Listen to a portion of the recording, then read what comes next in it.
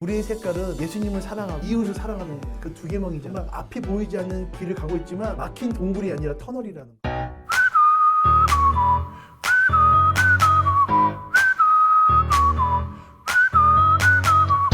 네, 라비형님에 오신 여러분을 환영합니다. 오늘도 주시주스 주님께서 보시고 주님께서 쓰시는 사람을 만나는 시간을 가졌는데요.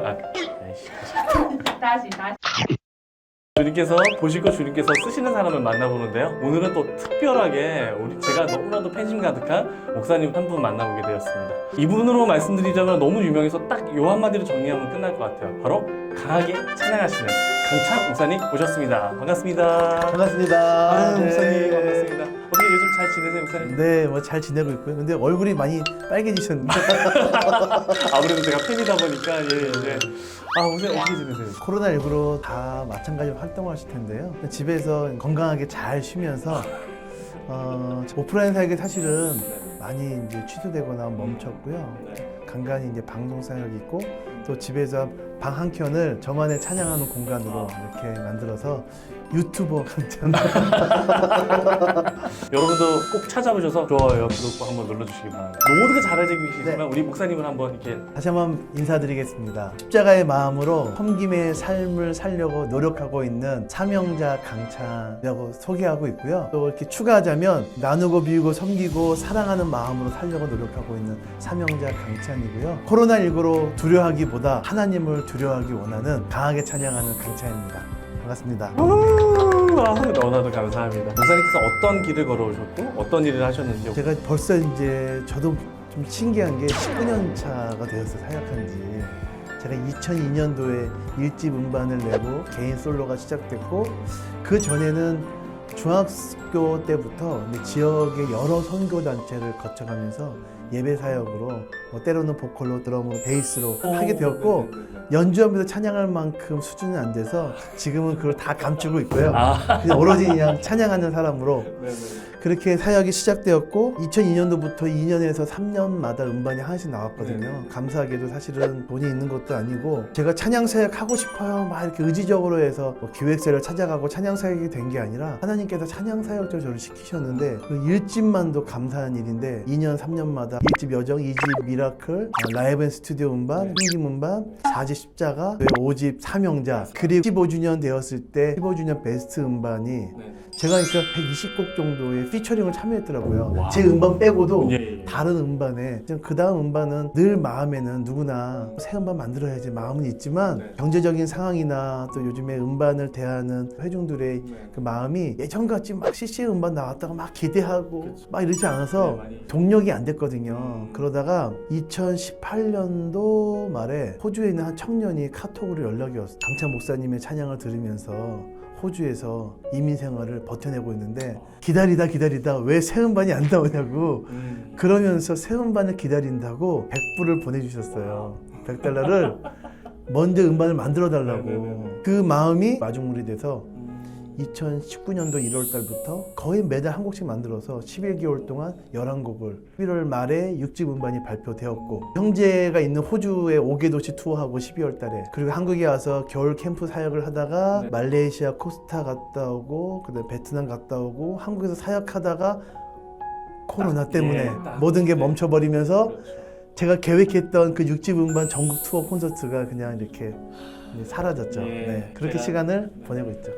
이야기 안 한 것 중에 하나가 서울 은현교회 협동 목사로 이렇게 있고 그다음에 이제 코스타 찬양 사역자로 또 열심히 사역하고 있고 또 아무것도 아닌데 정말 감사하게도 여러 NGO 단체 홍보대사로 활동하고 있어요. 뭐 기아대책, 드림포틴즈, 또 샘복지재단 돕는 사람들. 뭐 그렇습니다. 6집 음반 라비성사 저는 되게 감동이었어요. 제작하죠. 어떻게 보면은 그 비하인드 스토리. 그거 혹시 좀 잠깐 들려줄 수 있을까요? 사람들이 제 찬양 강찬하면 제일 많이 떠오르는 대표곡이 섬김이잖아요. 항상 뭐 십자가, 사명자 그 외에 좋은 찬양들을 계속 만들어내도 섬김을 뛰어넘지 못하는 거예요. 그리고 저는 섬김을 그만 불러야지. 다른 불러야 될 곡들이 많이 있으니까. 근데 꼭 섬김 불러주세요. 그래서 섬김 2 버전의 찬양이 또 필요하지 않을까 생각도 그런 메시지를 또 나누고 싶어서 고민하고 있었는데 마침 제가 그 목사님이 섬기시는 교회에 제가 초청을 받았고 만나자마자 이제 뭐 15, 16년 만에 만나가지고 반가우셔서 이런저런 얘기하다가 본인의 아들이 찬양을 쓰신다고 강찬 목사님 한번 들어봐 달라는 거예요. 저야 뭐 너무 좋죠. 그냥 정말 아무 기대도 안 하고 목사님이 또 정말 이렇게 너무 반가웠던 목사님이 그렇게 말씀하시니까 그 반가운 마음에 목사님께 말씀을 드렸고 그래서 이제 듣겠다고 하니까 바로 그 즉시로 본인의 아들을 또 예배실로 데려오더니 조율이 안 된 피아노를 치면서 직접 그 아들이 불러준 거예요. 그때 제목이 이제 섬김의 노래였어요. 제목이 영어로는 서브송이고 섬김의 노래. 근데 노래 한참 부르는데 나누고 비우고 섬기고 사랑하는 이 부분이 후렴 시작되는 첫 구절이었는데 그게 제 가슴 확 와닿았어요. 저도 모르게 기대치 않고 들었는데 나누고 비우고 섬기고 사랑하는. 그래서 목사님께 이제 그 곡을 다 듣고 목사님이 저에게 말씀하시길 강찬 목사님이 좀 도우셔서 이 찬양이 좋다면 이 찬양이 발표될 수 있도록 좀 애써주시면 좋겠다고. 그래서 저야 뭐 알겠습니다 하고 이제 다른 곡들도 이제 계속 쌓이고 있었죠. 다 6집의 다른 곡들. 그러고 나서 이제 여러 사람들 모니터해 보니까 이 곡이 제일 좋다는 거야. 나누고 비우고 섬기고 사랑하는. 그리고 저도 이 곡이 너무 좋아요. 부를수록 너무 좋은 거야. 부를수록.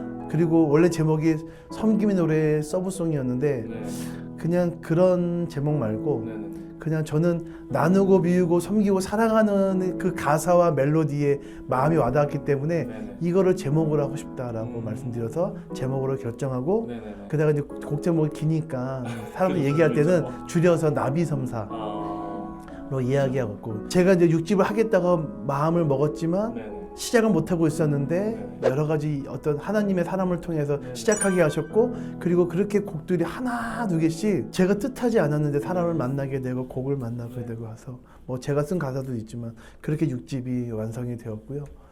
정말 이 일을 통해서 역시 하나님께서 계속 일하시고 계시는구나 라는 마음이 들어서 너무 감사하고 기쁜 마음으로 우리가 교회가 왜 이렇게 세상적으로 보면 좋지 않은 이야기를 듣나 생각해보면 결국 우리가 우리의 색깔을 잃어버렸거든요. 우리의 색깔은 예수님을 사랑하고 그리고 이웃을 사랑하는 그 두 계명이잖아요. 그리고 그 이웃을 사랑할 때 하나님이 드러나는 건데 그 사랑하는 모습이 나누고 비우고 섬기고 사랑하는 그런 모습들로 정말 열심히 외치고 싶었는데 그래서 지금은 이제 조용하게 집에서 외치고 있고 오늘 이렇게 방송을 통해 말할 수 있어서 너무나 기쁘고 이 목사님을 보면서 생각드는 게 어떻게 보면 이 되어짐의 역사에 진짜 딱 표본으로 가지고 계셔서 너무나도 정말 감사한 것 같아요. 저희가 아무래도 청년이 좀 주로 시청하는 방송이다 보니까 이제 목사님의 청년 사역, 이 찬양 사역을 어떻게 하셨고 어떻게 보면 이게 청년 때까지 이제 목사님 삶이라고 할까요? 이렇게 좀 들어볼 수. 뭐 사실 찬양 사역자 강찬의 입에서 하기에도 부끄러운 청년의 삶이지만 저는 이제 시작부터 얘기하면 제가 태어나 보니까 허락도 하지 않았는데 아버님이 목사님이셨고 그렇게 목회자 가정에서 정말 이렇게 나는 이렇게 불행하지? 내가 왜 목사 아들로 태어나서 왜 이렇게 구속당하고 아무것도 할 수 없고 자유가 없고 학교에 가서 너 목사 아들이 그러면 되니? 교회 갔더니 야 목사 아들이 더 그러네? 이런 얘기 들으면 얼마나 불편해요. 목사 아들도 사람인데 그리고 그 나이에 맞게 정말 그 개구장이 그렇게 지내는 건 당연한 건데 그런 시선들과 이야기가 저를 더 구속하고 힘들게 했고 얼마나 답답해요. 그러면 정말 이게 그 답답한 마음을 보이지 않는 하나님이 아니라 보이지 않는 육신의 아버지에게 달려가서 아버지 저 힘들어요 막 이렇게 이야기하면서 하면 아버지께서 아들아 사랑한다 난 네 편이야 난 너를 응원해 막 이렇게 말씀하셨지 않으셨어요. 저는 당연히 이게 가셨구나 했는데 그래서 너는 목사 아들이기 때문에 말씀 안 해도 그런 부담감이 있는데 목사 아들이기 때문에 행동 조심하고 항상 예배 가운데서 솔선수범해야 되고 뭐 이런 것도 있잖아요. 그러니까 그게 더 저를 많이 힘들게 해서 정말 제가 청년 때는 도망가고 싶었던 게 그 목사 아들이라는 그 울타리에서 도망가고 싶었던 마음이 굉장히 컸었고 터널로 들어가기 위해서 아니면 여행 가기 원하는 그렇게 제 사역이 시작돼서 19년 동안 이렇게 걸어오게 괜찮아 내 탓이 아니라고